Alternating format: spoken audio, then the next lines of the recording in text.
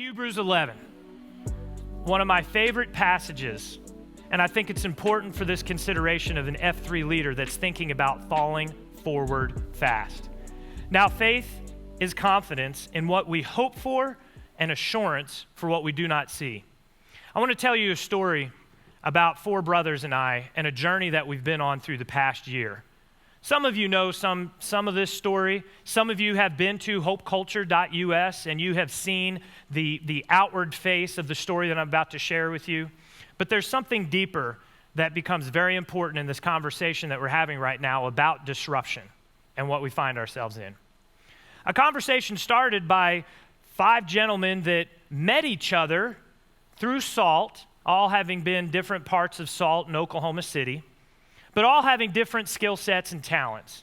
But what brought them together was a desire, a call that they felt toward hope, a passion for hope, and wanting hope to be the brand for the next generation, wanting the culture of their city to be all about hope, not about fear, not about concern, not about pain and suffering, not about loss of opportunity, but about hope, that every child, every family would know hope.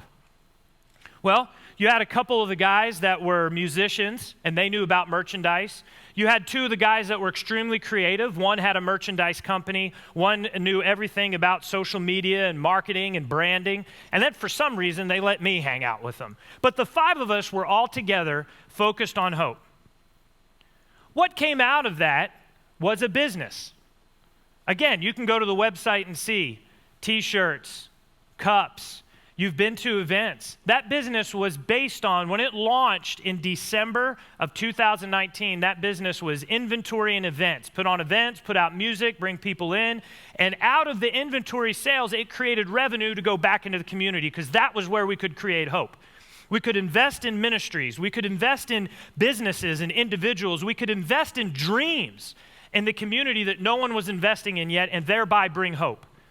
And that would just grow on top of itself, right?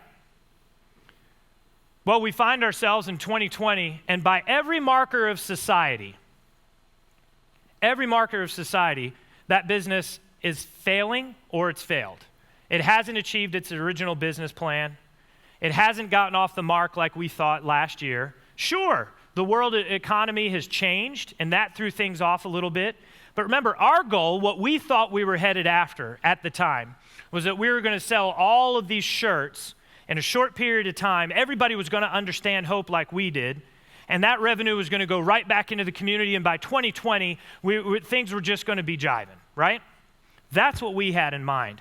And because of that being our vision, we could see ourselves stumbling and in trouble right now. But guess what? I want to show you a picture of something else that happened on December 14th.